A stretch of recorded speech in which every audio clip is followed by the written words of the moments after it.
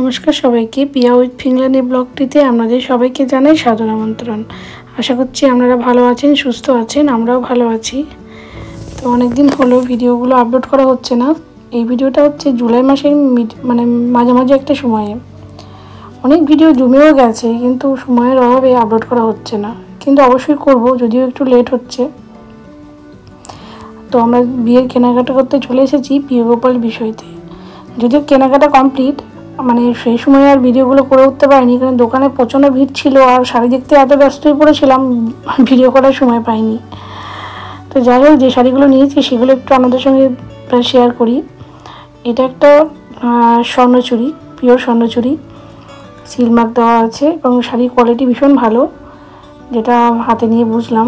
আর এই লাল শাড়ি একটাও ছিল না আমার, তাই আমার জন্য আমি এই লাল শাড়িটাই নিয়েছি। কেমন লাগছে অবশ্যই কমেন্টে জানাবেন, কারণ আপনাদের কমেন্টের অপেক্ষায় রইলাম। শাড়ির কমেন্টটা তো অবশ্যই খুবই দরকার, আপনাদের ওপিনিয়ন। তো যাই হোক, ব্লাউজ পিসগুলো সব কেটে নিচ্ছি, কারণ ব্লাউজ পিসগুলো আবার এখানে একটা ডিজাইনারকে বানাতে দেবো সবার, বোনের। আমার মায়েরটা দেওয়া হবে না, কারণ মা আমাদের সঙ্গে আসেনি।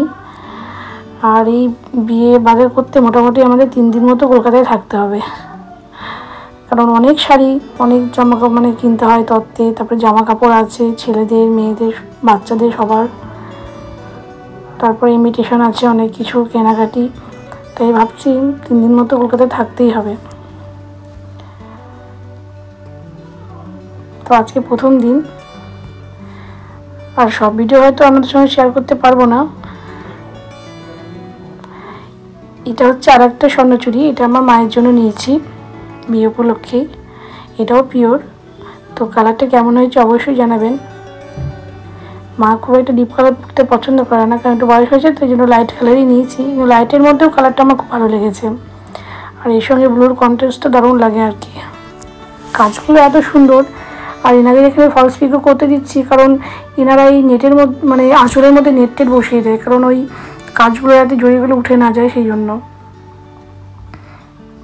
আর এটা হচ্ছে বোনের বেনারসি, লাল বেনারসি এটা বলে।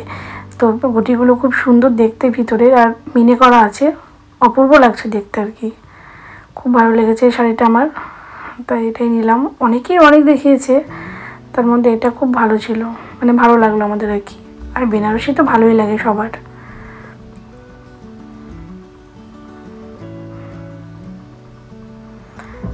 যেহেতু ব্লাউজ পিসটা কাটবে, তাই ভালো করে মেপে ওনারা দিচ্ছেন, এটা খুব ভালো করছেন। অনেক সময় ছোটো বড়ো হয়ে যায়, তখন ব্লাউজ বানাতে অসুবিধা হয়, কিংবা শাড়ি ছোটো হয়ে যায়, তাই ওনারা ঠিক করে মেপে দিচ্ছেন। আর এটা হচ্ছে একটা পিওর কাঞ্জিভরম, এটা বোনের শাশুড়ি মায়ের জন্য নিলাম। ওনার বয়স খুব একটা বেশি নন, আর তার জন্য এই কালারটাই নিলাম। খুব একটা লাইটও নয়, ডিপও নয়, কালারটা খুব সুন্দর দেখতে। আর এটা হচ্ছে বোনের আর একটা শাড়ি, এটাও একটা কাঞ্জিভরম।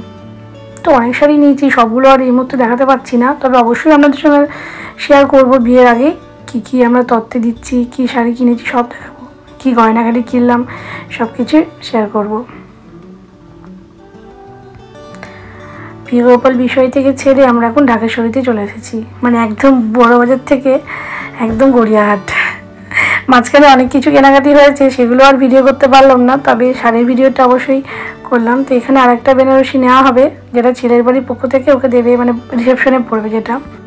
তাই ওকেই বলেছে তুমি পছন্দ করে কিনে নিও, তোমার যেটা পছন্দ হয় তুমি সেটাই নিও। তাই ও এখন দেখছে কোনটা নেবে। তো এটা এখন সারপ্রাইজ থাকলো, পরে দেখাবো কোনটা নিয়েছে। প্রচণ্ড খিদে পেয়েছে, তাই আবার খেতে চলে এলাম। যেহেতু ঢাকেশ্বরীটা গড়িয়াহাটেই ছিল, তাই গড়িয়াহাটে কেএফসিতে এলাম। আর গড়িয়াহাট মানেই তো আমার এই কুর্তির দোকানগুলো, কারণ সারা জীবন যখন আমি কলেজে পড়তাম, রেগুলার ইউজের জন্য আমি গড়িয়াহাটের কুর্তি পরতাম। আর এই প্রত্যেকটা সানডে আমার এখানেই ছিল আমাদের আড্ডা আর কি। আমি থাকতাম ঢাকুরিয়াতে, আর গড়িয়াহাট আমরা পুরো হেঁটে হেঁটে আসতাম অনেক সময় বন্ধু বান্ধবদের সঙ্গে গল্প করতে। তারপরে এখন একটা রেমন্ডের শোরুমে এসেছি, হাজব্যান্ডে এখন ব্লেজার নেবে। এই প্রথম দেখলাম যে ব্লেজারও ওই কাপড়ও এইভাবে ট্রায়াল দেওয়া যায়, এর আগে আমি কখনো দেখিনি ব্লেজারের কাপড় ট্রায়াল দেওয়া। এভাবে হয় আর কি, রেডিমেড থাকলে পরে দেখা যায়, কিন্তু কাপড় কীভাবে ট্রায়াল দেওয়া যায় খুব প্রথম দেখলাম। আমার তো ছেলেদের সব কিছু একই লাগে, কারণ কোনো রকম ডিফারেন্স বুঝতে পারি না কালারগুলো ছাড়া। দেখা যাক কোনটা নিচ্ছেন, কারণ এগুলো না বানিয়ে পড়লে তো বোঝা যায় না।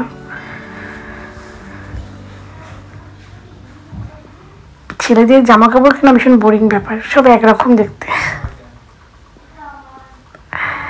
তারপরে আমরা ব্যারাকপুরে চলে এসেছি। যে ব্লাউজ পিসগুলো বানাতে যাবো ডিজাইনার কাছে, তার বাড়িটা ব্যারাকপুরেই ছিল। আর ব্যারাকপুরে আসবো দাদা বৌদির বিরিয়ানি খাবো না, এটা হতেই পারে না।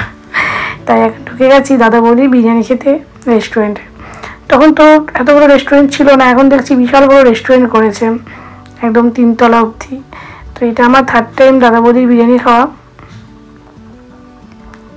অধীর আগ্রহে বসে আছি কখন আসবে, কারণ ফিনল্যান্ডে আমি বিরিয়ানিটা খুব মিস করতাম। এটা আমার খুব ভালো লাগে খেতে বিরিয়ানি, তার মধ্যে আবার দাদা বৌদির বিরিয়ানি, তার মধ্যে আবার মাটন বিরিয়ানি। খুবই ভালো ছিল খেতে, এবং সবচেয়ে ভালো মাটনগুলো এত বড় সেদ্ধ হয়েছিল, খুব ভালো লেগেছে। তো এখানেই শেষ করছি আজকের ভিডিও। আমরা একটু খেয়ে নিই, আবার দেখা হবে পরের আরেকটা ভিডিও নিয়ে। আপনারা সবাই ভালো থাকবেন, সুস্থ থাকবেন, সাবধানে থাকবেন। নমস্কার।